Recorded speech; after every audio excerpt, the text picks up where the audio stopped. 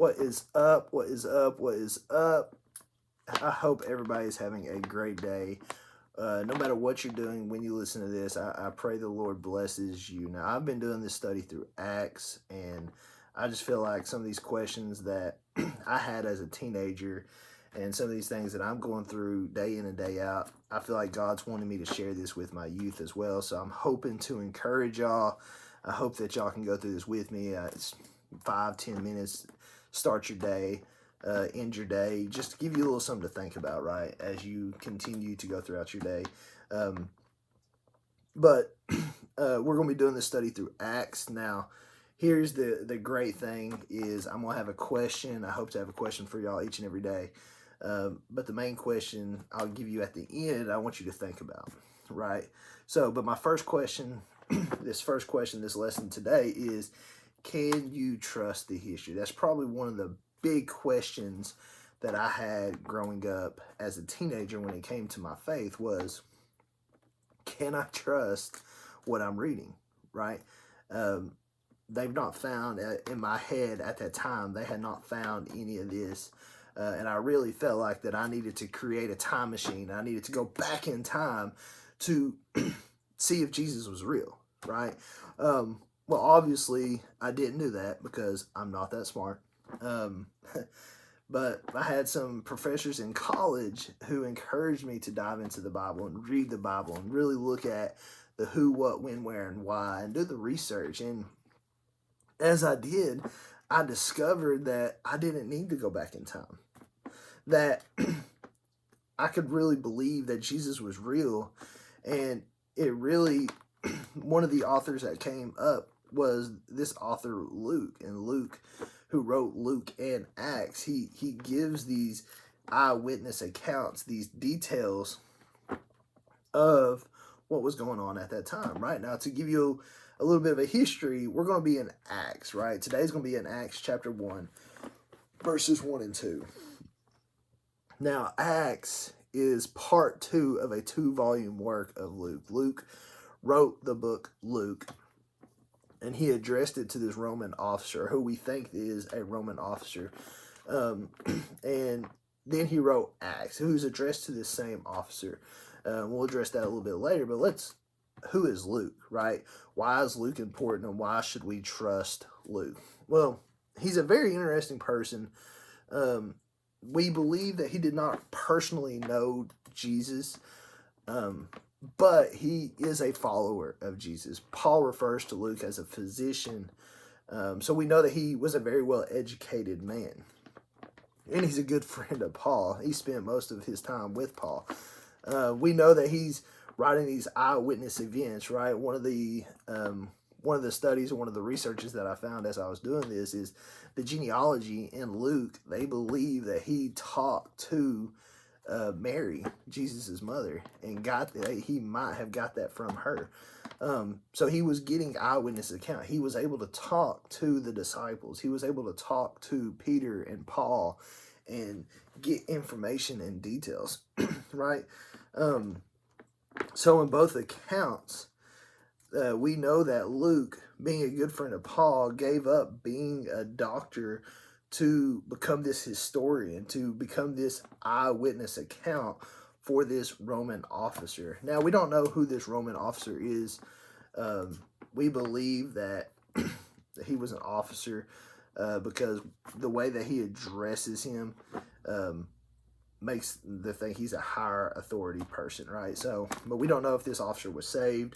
We don't know if this officer was just trying to get knowledge of Jesus. We have no idea. But it's important enough for Luke to quit his job to write about, right? So, what's the difference, right? So, as we already addressed, Luke wrote Luke. Luke wrote Acts. Now, the difference between these two books is, well, let's backtrack. The similarities, right? The similarities is they're both dealing with what Jesus is doing here on earth, right? Both books talk about what Jesus is doing in the world. The difference is Luke is what Jesus was doing while he was here. Acts changes over to the history or the Holy Spirit, I'm sorry, Acts changes over to the Holy Spirit, what Jesus has done spiritually, the mission of the church, and to go out further to the ends of the earth, right? So, as we are sitting here, and as we're kind of diving in to study this, it really pulls back to that question, can we trust the history? Can we trust Luke? Is Luke a trustworthy author? Well, I want to say yes. Yes, he's a very much trustworthy officer.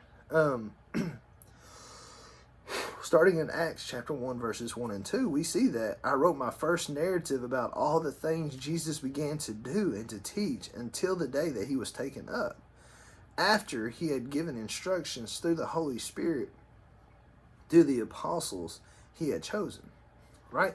So, he wrote about everything Jesus had done while he was here, and now he's telling us in verse 2, chapter 1, he's telling us that I am going to give you the historical documents of what he's done, what his Holy Spirit is going to do, what he's calling everybody. And this is going to go all out. See, so you see, Luke has no reason to lie.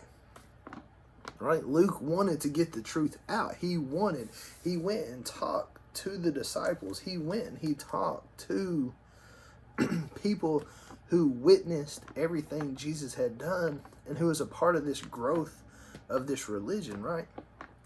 He had no reason to lie. Lies don't really work that way. Most people can't keep a lie for a couple of days, let alone the majority of your life. And Luke spent the majority of his life with Paul growing the church.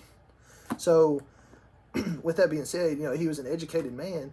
And, just to add a little secondary thing there, writing at this time wasn't cheap. It had cost a lot of money to buy the supplies to write and to keep a record and to keep track, right? So he didn't want to waste his money on a lie. So as you see, what you see here is, as Luke is writing these things, his purpose here is to give the correct account of what's going on. And as he's writing, we see around chapter 16 of Acts, we'll get to at a later time, but around chapter 16, the pronouns he starts using start to change to a we and I. So even Luke himself, towards the end, he agreed he needed to be a part of this mission, right? He believed in what he was writing. It brings me back to a movie, Secondhand Lines, right? I cried during this movie. Great movie. But this nephew is going to live with his uncles. Two brothers live by themselves. But as he moves into the house, and his uncles start to tell him all these stories, right? And these stories become so creative and so imaginative. It's like, there is absolutely no way that these stories are real, right? There's absolutely no way. And, his entire life, he hears these stories, and eventually, just like every life, his uncles die. His uncles pass away, and they announce the death of his uncles on the news outlets or whatever they have at that time. And this young, wealthy, they call him a sheik, this young, wealthy sheik helicopters in onto their farm. And he said he just wanted to meet the men of his grandfather talked about all the time. And that young boy, who's now an adult, it clicked in his head that all those stories that his uncles had been telling him are now true. And that's what happened to Luke. Luke has been writing all these stories, and these stories, they seem so big that they can't be true, but this is the greatest story of all. This book right here is the greatest story ever told, and what makes it even better, it's true. The author Luke, he goes through great lengths to demonstrate this in his introductions. And he's telling us in these first 2 verses of Acts that everything that follows, everything that we're going to be studying over these next few weeks, is real history. It really happened. So, here's my question I want y'all to think about over these next couple of weeks. How do you relate to this mission? Right? In verse 2, let me go back to it, but in verse 2, he tells us that until the day he was taken up, after he had given instructions through the Holy Spirit to the apostles he had chosen. He has chosen you. So how do you fit into this mission? How do you relate to this story? And remember, right, Jesus has already come and done what he needed to do. Jesus has already fulfilled his purpose. So when you're sitting around and you're wondering why God isn't doing more, I want you to think, or maybe do you think he may be wondering the same about you? So I hope you follow along. I hope you, I encourage y'all to listen, at least listen, just kind of like it. And I encourage y'all to share this with your friends, right? I know sharing could be hard, but share this with your friends. I think this is going to be a really good study. I feel like God's really encouraging me to get out there and get this story out. And I hope it blesses you, and I hope it blesses you and your family to become better Christians. I love y'all. If y'all need anything, message me, and I'll do what I can.